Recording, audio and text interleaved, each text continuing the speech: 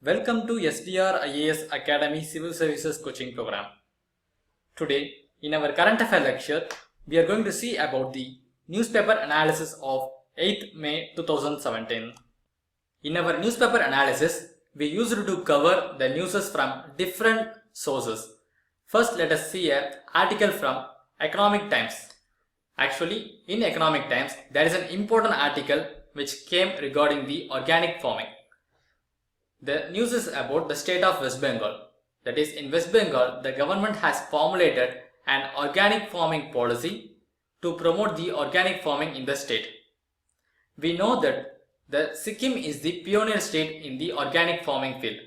Even the Prime Minister of India has supported or applauded the organic farming activity of the Sikkim by stating that even a small state like Sikkim can achieve the organic farming. Then why can't we change the entire northeastern region into an organic farming state? For which there is a huge applause and support came from all over the nation. So taking hint on those kind of developments, now the West Bengal is also focusing on developing the organic farming in the state. Even the demand for organic farming is also keep on increasing. That is, nowadays due to the increased educational awareness, the urban residents were constantly promoting the organic farming instead of going for junk foods. So due to the awareness and the increasing in demand of organic farming, there is a huge market for the organic farming activity, and it is good for both the health as well as for the land also. So in order to maintain the land renewability and to safeguard the land resources, it is need of the hour to promote the organic farming to prevent the pollution due to the chemicals in the agricultural lands. So, to achieve the success in organic farming activity, it is important for the agriculture department, food processing industries and horticulture department have to collectively work together for the betterment of farmers. That means the farmers have to be provided with needed technical assistance in the organic farming activity, and the promotion and marketing have also to be supported by these kind of departments. Only then the organic farming will be successful in any state of India. Also, the farmers may be in need of assistance in the areas like organic fertilizers and the transport of material from the field to the markets. On these areas also, the government has to assist the farmers to encourage the organic farming. And also, the research have to be done in the agriculture department itself by having the organic farming in its own farms. By this way, it can predict the impact of organic farming and the any other problems of the organic farming in advanced manner. So these were all some of the important steps which have to be addressed to promote the organic farming in India. For further details regarding the organic farming, do visit www.comeonindia.com, where we provide a detailed video lecture regarding the organic farming. In the very same Economic Times newspaper, there is another important article is present. The article is about the geographical indication tag. I believe we were aware of the famous taglines like Alfonso mango or Darjeeling tea or Nagpur orange or Mysore silk or the Kanjipuram silk saree. Likewise, there are lot of famous taglines were available. These kind of taglines were known as the geographical indication tags, and in this list the Banganapalli mango is also added to it. Actually, the Banganapalli mango is originated in the Banganapalli region. The Banganapalli region is located in the Kurnool district of the Andhra Pradesh. This Banganapalli mango is grown in the Banganapalli region for over the 100 years of time. Usually, the geographical indication tag is a tag assigned to the particular region. So, this Banganapalli mango is assigned to the region of Banganapalli.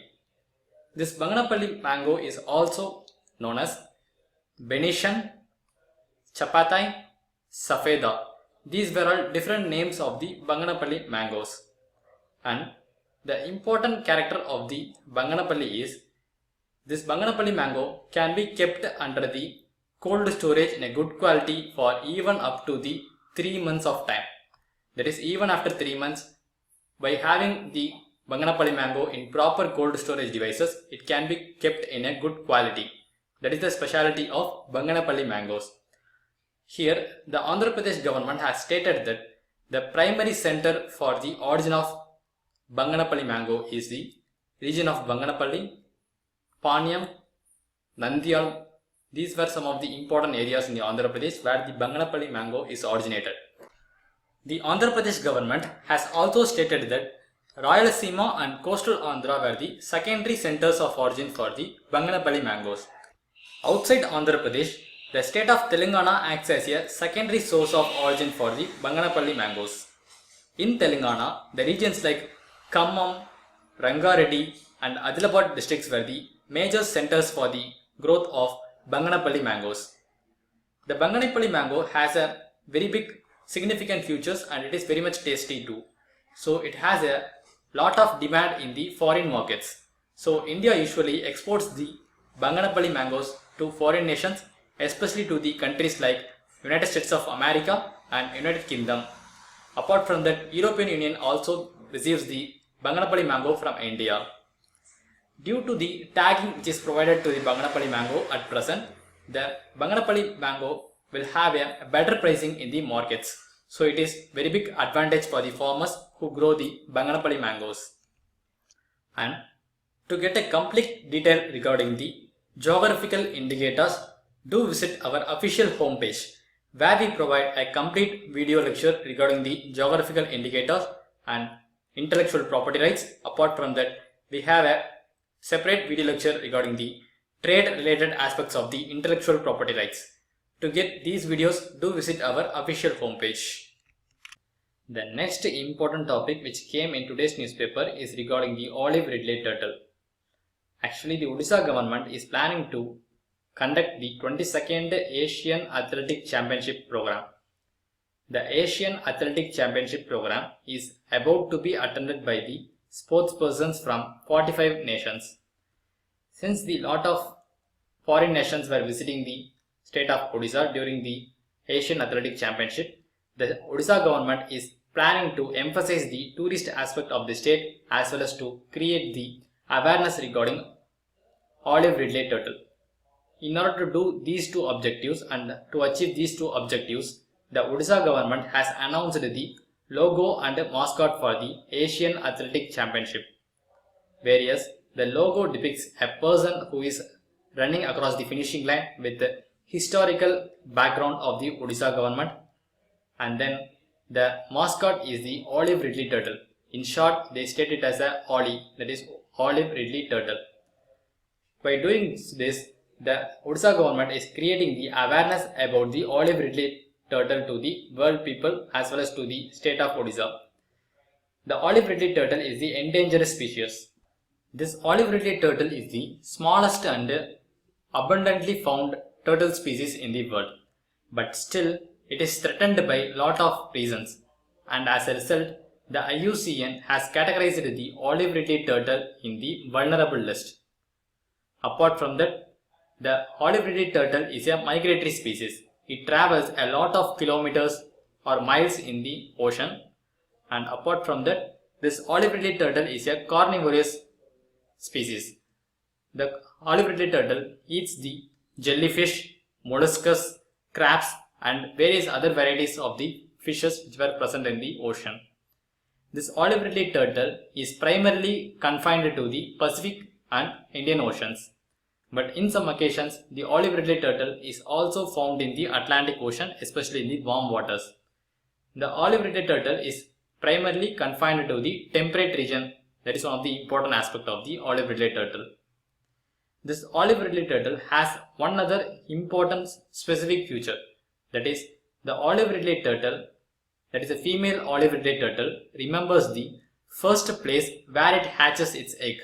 That is, the first occasion where it hatches the egg is remembered by the female olive ridley turtle, and after every year, whenever it has to hatch egg, it returns to the same location and the same beach for hatching its egg. So it is one of the important aspect and feature of the olive ridley turtle. And there were many other important features were present and which will be discussed in some other video lectures. To get a complete detail regarding the olive-ridley turtle, do visit our official homepage. The next important article is present in the New Indian Express newspaper, and in which the article is dealing about the Rabindranath Tagore. We know that the Rabindranath Tagore is the famous Indian poet, and he has contributed a lot to the Indian literature as well as to the Bengali literature. And his poems, essays and literature were act as a source of inspiration for the freedom fighters who were struggling against the British government. Apart from that, the Rabindranath Tagore has contributed a lot to the Indian freedom struggle, and his contribution to the literary society is numerous. His literature will even now act as a source of inspiration and a guide for the modern literary writers. Also, in order to commemorate his 156th birth anniversary and to have the remembrance of Rabindranath Tagore, the Maulana Azad Center for Cultural is about to be organizing a festival in Cairo, Egypt. The Maulana Azad Center for Indian Culture is the cultural wing of Indian Embassy in Cairo. And Rabindranath Tagore is the first person who is outside the European state to receive the Nobel Prize for Literature. He has received the Nobel Prize for Literature in the year of 1913 for his work on the poems of Gitanjali. The Rabindranath Tagore is not new to the Egypt. He has visited the Egypt twice. That is, he has initially visited the Egypt in 1878. Then he has visited the Egypt in 1926. The Rabindranath Tagore has a good friendship with the European scholars, especially with the King Fawad and various other scholars of Alexandria and Cairo. His friendship with the Egyptian poet Ahmad Shahi is well known one. The Rabindranath Tagore has himself written a moving eulogy on the death of his friend Ahmad Shahi in 1932. So, conducting the anniversary festival in Egypt is a special pride for the Egyptian Ministry of Culture and Literature also. Thereby, both the government of Egypt and the government of India were about to be organizing the Tagore festival in the city of Cairo for celebrating the 156th birth anniversary of Rabindranath Tagore. The next important article is about the South Sudan migration crisis. Here, this news is taken from the News on Air or All India Radio News, and the South Sudan is the nation which is suffering from war and famine. The South Sudan is one of the oil producing nation in Africa. It is one of the nation which got recently independent from the neighboring Sudan nation. That is, South Sudan has got independence only in the year of 2011. But within 2 years after the independence, that is in year of 2013, there is a conflict between the President of South Sudan with the Deputy President of South Sudan. This conflict between these two peoples have increased in the ethnic lines, and thereby it has leads to a civil war kind of situation. And this fight between the President and Deputy President in the ethnic lines leads to the hyperinflation of the nation. That is, the essential commodity prices were increased to the mountains, and thereby the poor people of the South Sudan cannot be able to pay the money to get the essential commodities, and it in turn leads to the famine in the state also. Finally, it has completely leads to a very big refugee crisis after the Rwanda Genocide in 1994. The Rwanda Genocide in 1994 is one of the biggest crises which happened in the Africa in recent times. The Rwanda Genocide has taken between the communities of Tutsi and Hulu community, in which the Tutsi community is the minority community and the Hulu community is the majority community. In Rwanda, especially in the genocide time period of 1984, almost around 800,000 people were killed in this time period. The target of the Rwanda genocide is mainly the Tutsi minority community and the moderate Hulu community. These kind of peoples were completely killed in the Rwanda during the 1994. After this very big crisis, that is a Rwanda genocide crisis, now the South Sudan migration crisis has taken its lead. So, to address this issue, the United Nations organizations were working to get a better result and to solve the issue as soon as possible. And it has been found that almost around 2 million children were migrated in the South Sudan. That is, 1 million children have migrated out of the South Sudan and another 1 million children have been migrated within the South Sudan to get themselves saved from the famine and war. And the South Sudan being the undeveloped nation or least developed nation, the South Sudan doesn't have a proper calculation for the number of death tolls which take place during the war and famine. So it has been predicted a lot of children may also have been died during this war and famine. And it has been found by a statistics that almost around every 3 in 4 children does not go to the school. That is, the 3 out of 4 or 75% of the children were not going to the school or to get their education. So their education right is completely denied. So it is a very big violation which is committed to the children of the South Sudan. So the UNICEF and UNHCR were actively engaging themselves to safeguard the South Sudan children. The people who were fleeing away from the South Sudan were moving to the nearby countries like Uganda, Kenya, Sudan and Ethiopia. But these states or countries were also very poor nations and hence it is very much difficult for the refugees who were migrating to those nations to survive. So it is a very big problem which is going as of now in Africa and it has to be addressed as soon as possible.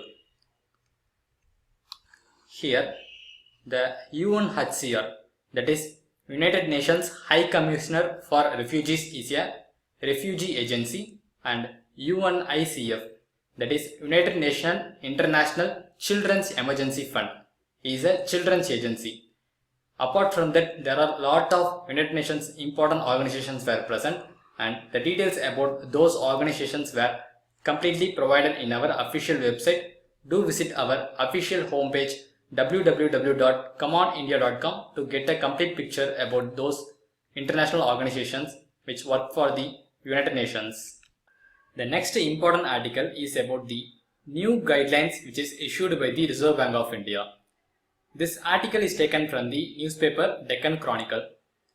Here the issue or article is dealing about the non-performing assets or stressed assets. Whenever the interest default of a loan amount crosses more than 60 days, then automatically it comes under the stressed asset. Once the interest default is crossed the 60 days, then automatically according to the convention, a joint lenders forum have to be initiated. The joint lenders forum comprises of the creditors of money to the person. Once the joint lenders forum is comprised, it have to create a report that is known as corrective action plan within the 45 days of time period. Do note down, once the interest default is crossed the 60 days, joint lenders forum is created, and once the joint lenders forum is created, it has to produce the corrective action plan report within 45 days of time period. Here we know that the joint lenders forum comprises of lot of creditors who have provided money to a person or an organization. So the decision have to be made in a majority decision. Majority decision in the sense the Reserve Bank of India has provided certain criteria. That is, if suppose a decision is made, then the decision have to be accepted by the creditors. That is 75% of the creditors by value. Do note down, 75% of creditors by value have to support the decision. The value in the sense the amount of money which is provided by those creditors have to be some minimum of 75%, and the same decision have to be accepted by minimum of 60% of the creditors by numbers. Do note down, here 75% is by value and 60% is by number.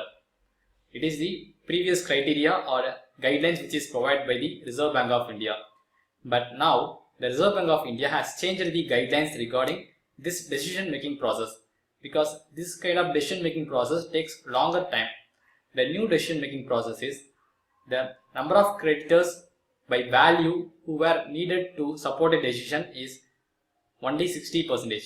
That is 60% of the creditors by value have to accept a decision is more than sufficient to take an corrective action plan. Apart from that, the new guidelines also states that the minimum number of persons required to accept the decision is 50% of the person by number. It is the new guideline which is provided by the Reserve Bank of India. And the Reserve Bank of India also stated that the Joint Lenders Forum have to provide the corrective action plans, and this plan have to be executed within 90 days of time period according to the framework of Reserve Bank of India. The framework is shortly stated as Framework for Revitalizing Distressed Accounts in Economy. So it is the new guidelines which is issued by the Reserve Bank of India regarding non-performing assets. To get a complete picture regarding the non-performing assets, do visit our official website www.comeonindia.com, where we provide different details regarding the non-performing assets. The next important topic is about the South Asian satellite. The South Asian satellite article or news is taken from the Hindu newspaper, and this article is discussing about the India's successful launch of GSAT-9 satellite. This satellite is launched by the geostationary launch vehicle from Sriharikota Satish Dhawan station. The GSAT-9 completes the India's program of neighborhood satellite policy. Actually, initially in the year of 2014, the Indian government or Prime Minister of India has proposed having a SHARK satellite, that is a satellite for the neighborhood or members of the SHARK nations.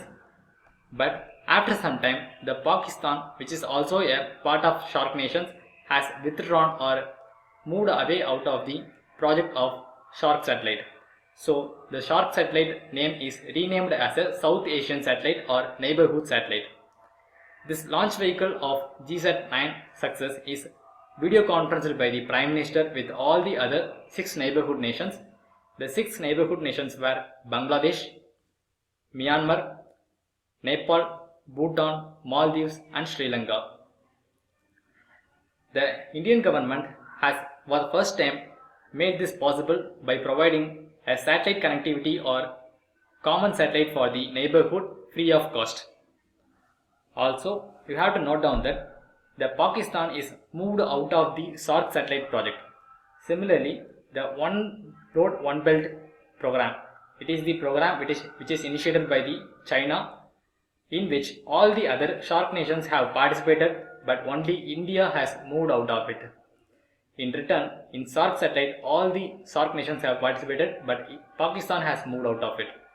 Similarly, the India also planned about having a SHARK motor vehicle project, in which the Pakistan has moved out of the project. Thereby, the Afghanistan cannot be able to take part in this project. So these kind of developments were going around in the South Asian region.